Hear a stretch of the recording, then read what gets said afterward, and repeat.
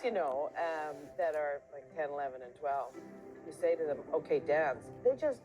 They want to run away.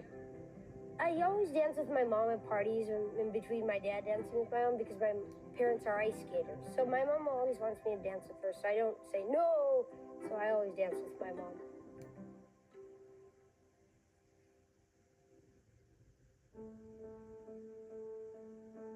First time we heard about it, when we went to the doctor, just wondering why Anton has, why it's so hard for him to find simple cold, why it's taking him so long to get over the cough and things. And the doctor wasn't sure about it, but he said we need to run tests for cystic fibrosis. Finally, we were called in, and the doctor said the results are positive. Anton has cystic fibrosis. Imagine being born with chronic illness and your parents being told that you're not going to live beyond a certain age without a significant amount of therapies and significant amount of medications to modify how their body functions to maintain their activity. That's a huge burden to bear. The doctors were saying the symptoms of this disease are shortness of breath, wheezing, low energy. He's going to start coughing more. One of the hardest things with CF is they don't look sick, but they're battling all the time. Numerous times a day, he'd have to be hooked up to a breathing machine that he'd, would have to literally just pounce against his lungs and cough up mucus, and then have to go outside and put on a smile, and through that also wanted to keep that inside and not tell anyone. A call time's usually bright and early. He had to do his breathing exercise like 2 hours before just to get himself prepared to start the day. Nobody knew that but Anton. Nobody knew that. People are finding out right now, actually. This is insane.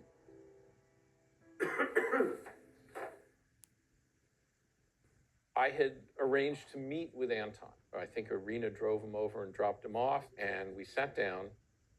And I said, so, why do you want to play Charlie Bartlett? What is it you like about the character of the movie?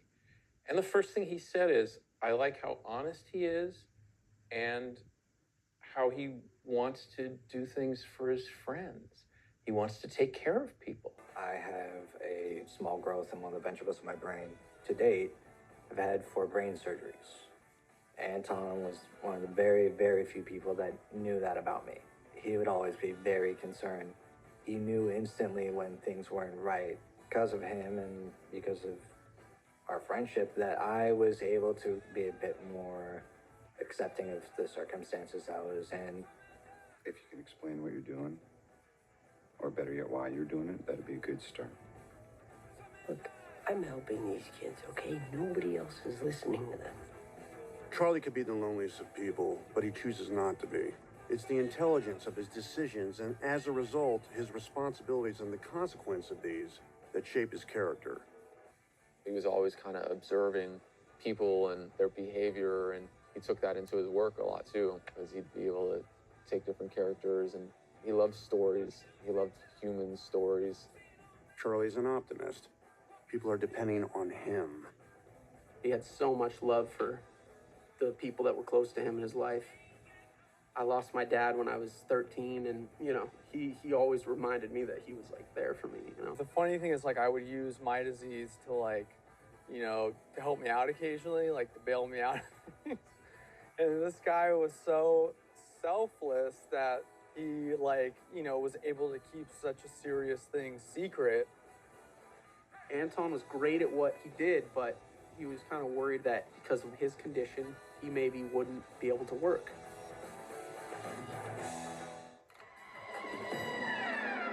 Now, you're not going to get away from this interview without my asking you about Star Trek. And I'm sorry, I apologize right now. It's part of the deal. You're in the new Star Trek movie directed by J.J. Abrams, and the whole world is curious about it, and that includes me. Right. So you're playing the young Chekhov. Right, Pavel Chekhov, right. On the first Star Trek, we said we wanted to clone little Antons and give them away as wrap gifts.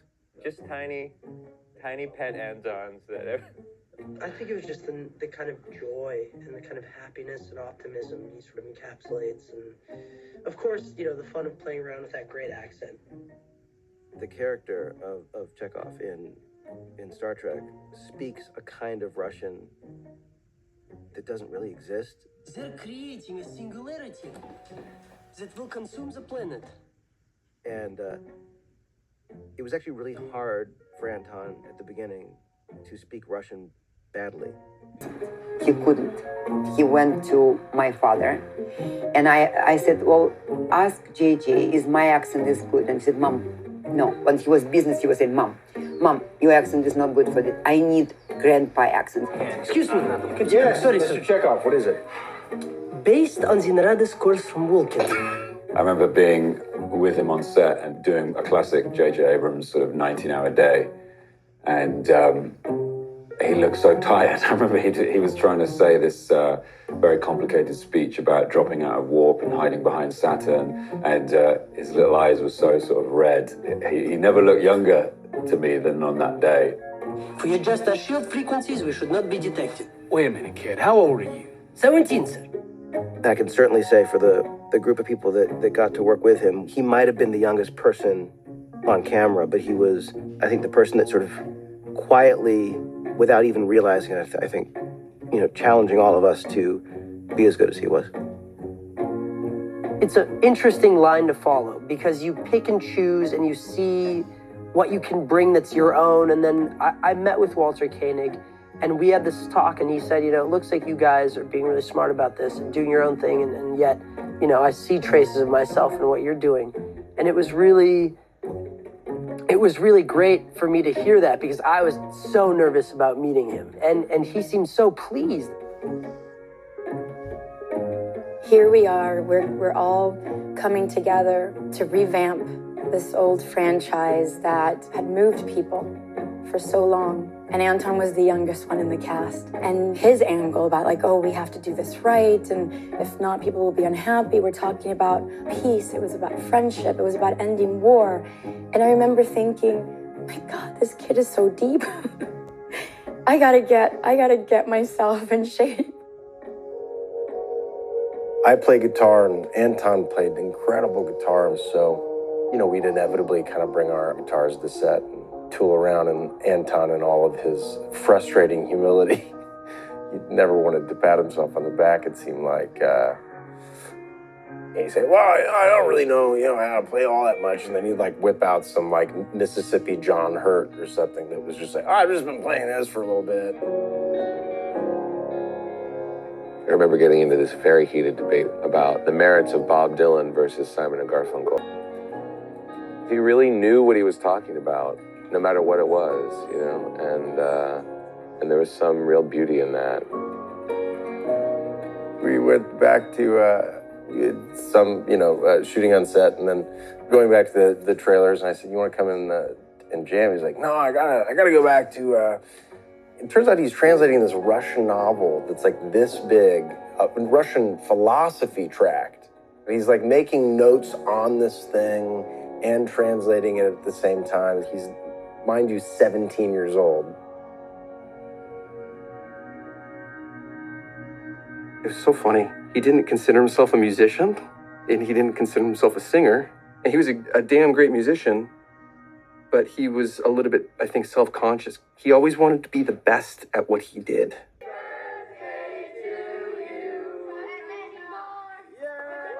I did that episode of ER. It was a very heavy episode, and it was the first time I had to cry for anything. And I just wept and wept and wept, and I couldn't stop crying after they cut. And it was weirdly cathartic and kind of awesome, but very painful at the same time. My mom was really freaked out. Yeah. How are you in school? Good in school? Good. All A's except in gym. In gym? Yeah. You're a child after my own heart, I have to say. But your parents are athletes. Yeah, so I think that's enough in our family. Yeah.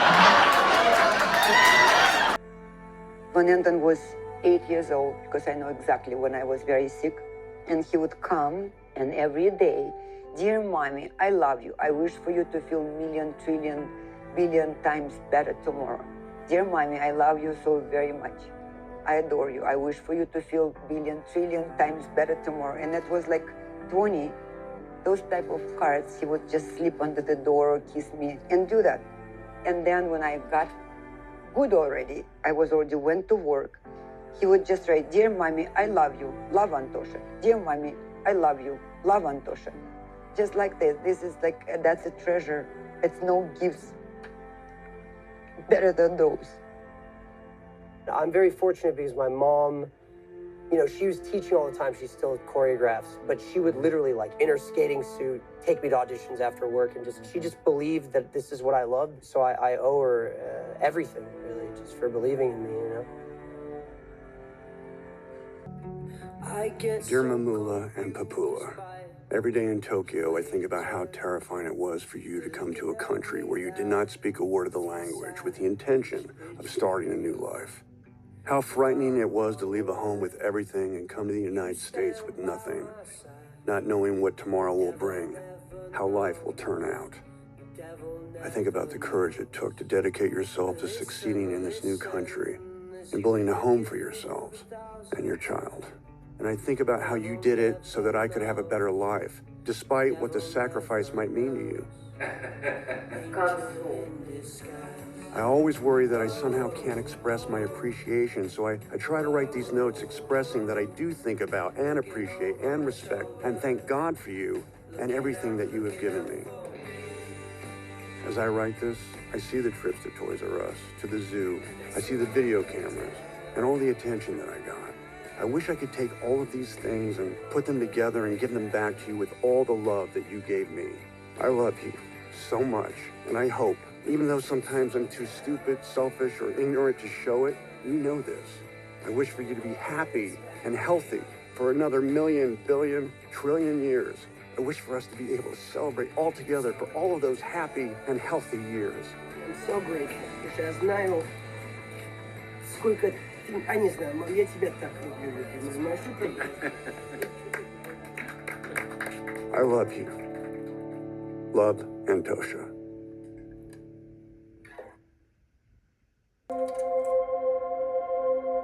He would look down his feet for the first 6 months, I would say. Wouldn't look up. He'd get very scared. And all we had to do was instill self-imagination, self-esteem for the first 6 months. And then a light bulb went on.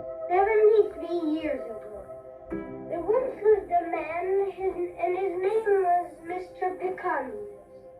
He was the greatest artist ever. He painted Picasso sometimes, even could be like him. We did a lot of improv. Like, we would do things like where he would give us an assignment to come home and make something. And I actually enjoyed those moments more than I did where we had to learn scenes. And because at the time, scenes were just lines to me. They weren't really characters. Whereas these things were, I could just create stuff kind of like I did at home. He spoke Russian and English. Anton was like a sponge. Whatever you told him, he could remember like forever. Chris Carr said to me, he doesn't need classes. You know what he truly needs to go for auditions. And I said, what kind of auditions? I'm working full time. I can't do it. And he said, do you have an agent? I said, no, and we don't want any agent. We're just here for fun. Then he said, it's an audition without no agents. Just go. Let's get the book, How to Play Guitar. And he started playing guitar so good. This blues for you, Mom. Mommy, I love you so, Mommy. Oh, Mommy, I love you a lot. So beautiful, Mommy. So beautiful, Mom. I never met anyone quite like him in the sense that there were these sort of classic childlike qualities about him and very old qualities, and they just coexisted. That is, he had a curiosity that with most people degrades over time. Love you, baby. Yeah. But not with him. Thank you, Mr. Duchovny. It's really great to be here. I'm not really good at taking compliments, so I'll try to make this as quick as possible. More than anything, my parents, who are always like, you know, symbols of strength and for me, and have always shown me a lot of love and kindness since I was tiny. You know, thank you.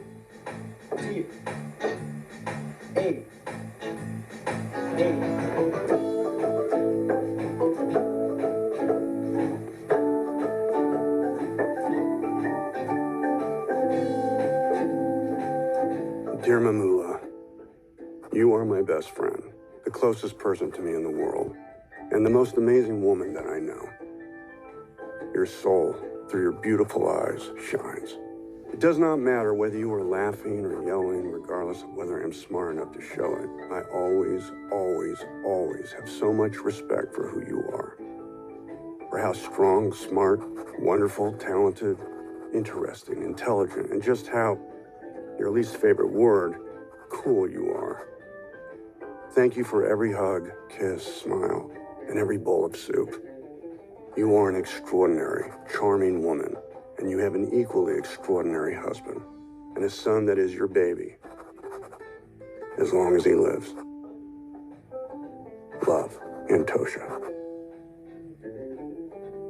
I remember I was a little intimidated by Irina, just a little bit. We were maybe 11 or 12, and we'd be looking at something on the internet, something inappropriate or whatever, and then, you know, we'd hear from downstairs, Antosha!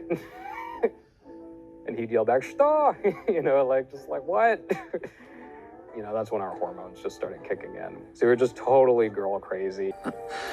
You will, and it will be the kiss by which all others in your life will be judged.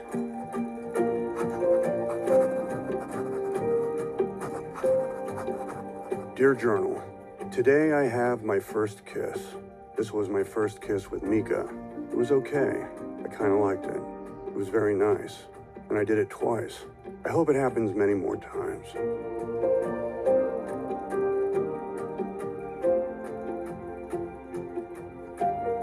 I said, Anton, what you've got to do is wait for the good scripts, you know, the thing that's going to launch you to the next step. And he said to me, no, I want to do everything.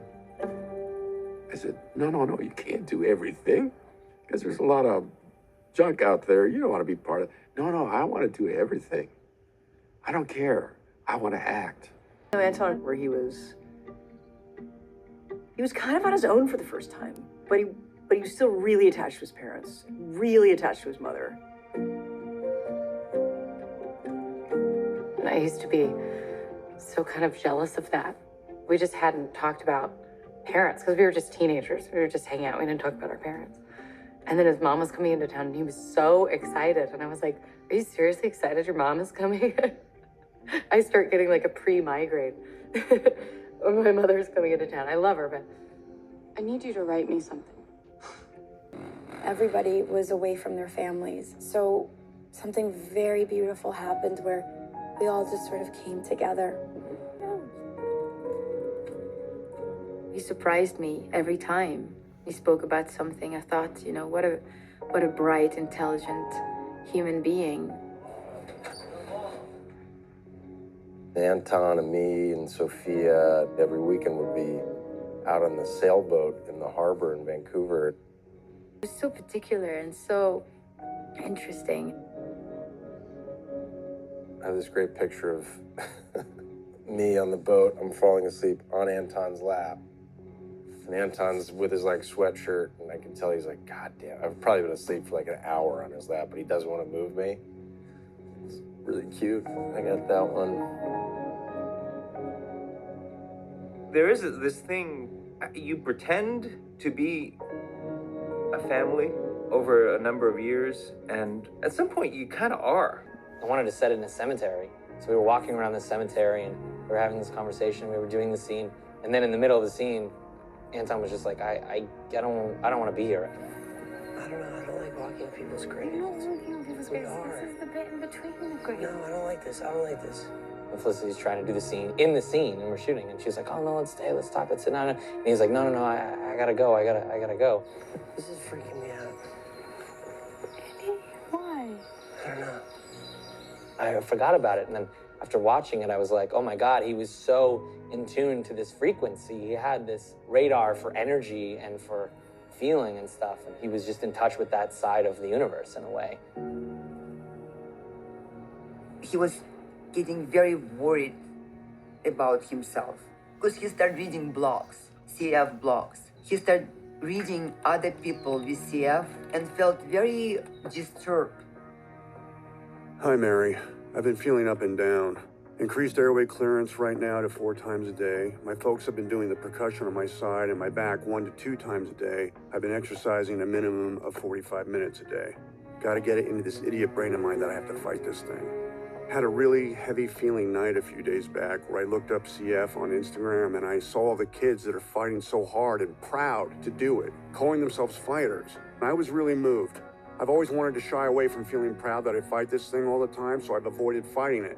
But I gotta be proud, and I gotta tell myself that most people never have to deal with this sort of stuff, and I should be proud of myself that I man up and do, as long as I actually man up and do. And if I don't, that's a crime against the potentiality and against all those that do. Anyway, ranting. Thank you again for all your help. Speak soon, Anton. You know, on the back of the hat, it was these words, incurable, life-threatening disease. I was worried for him every single minute. And I felt so bad for him that he had to do all this. Why my son has to do it? And then he would look at me and he'd say, Mamoola, please do not worry. It's okay, I can handle it.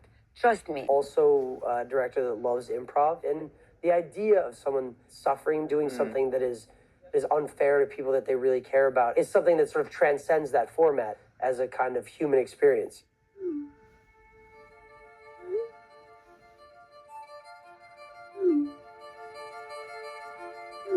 I told him he has to be always on alert.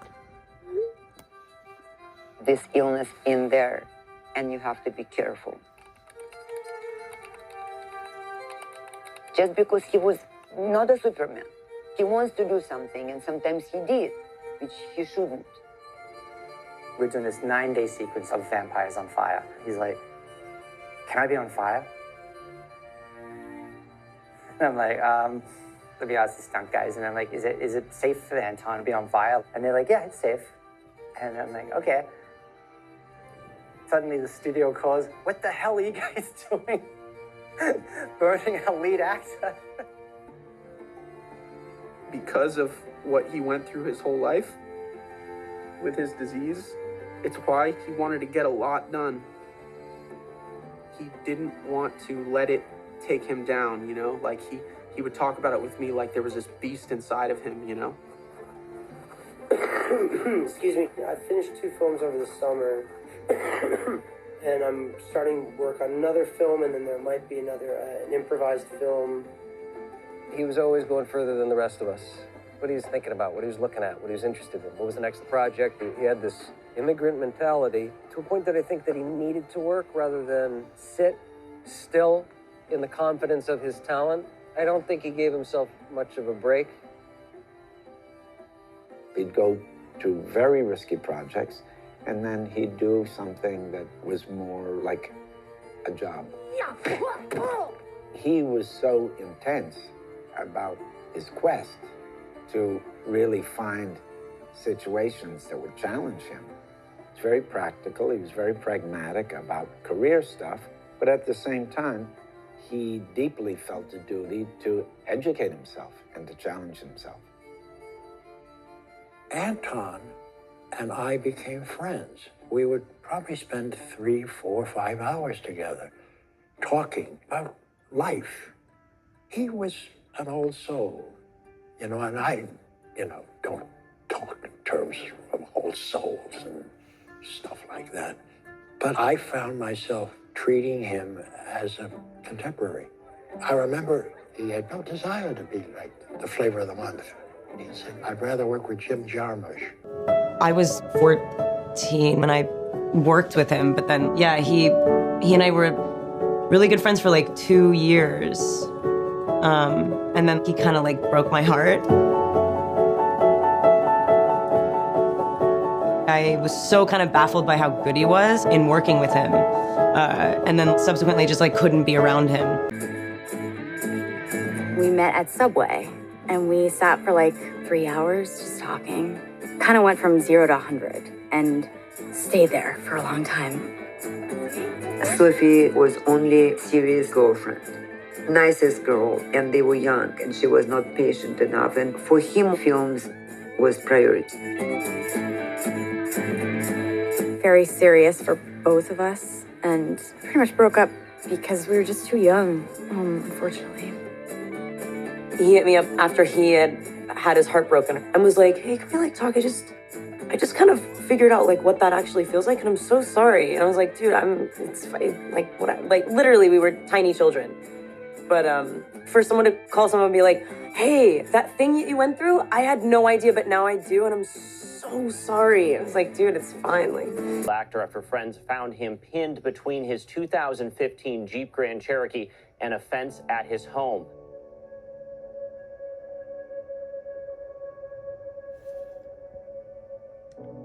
Here's a guy who struggled with his lungs for as long as I knew him. And he's pinned so he can't breathe. Like, out of all fucking things, that's it? And you go to the house and you look at the gate and you're like, this little thing right here caught the last moments of my friend, this little spot in the universe.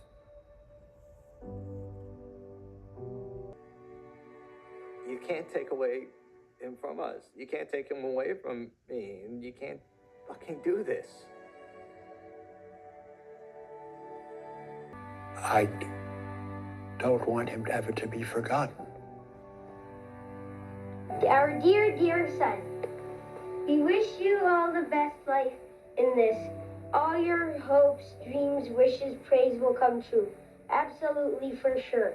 Because you deserve it. I've never, I mean, everybody loves their children, but I don't think anybody really loved their child like they loved Anton.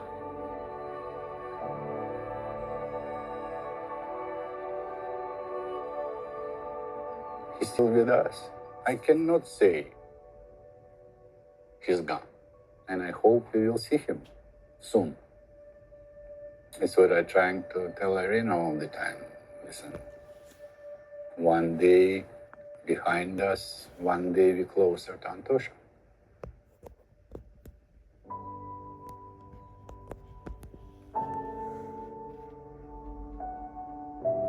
Victor said to me, let's pretend Anton went for a long, long shoot. He just went to shoot movie. And I said, I can't pretend like this, Victor. Because he would call a million times. It would be not true.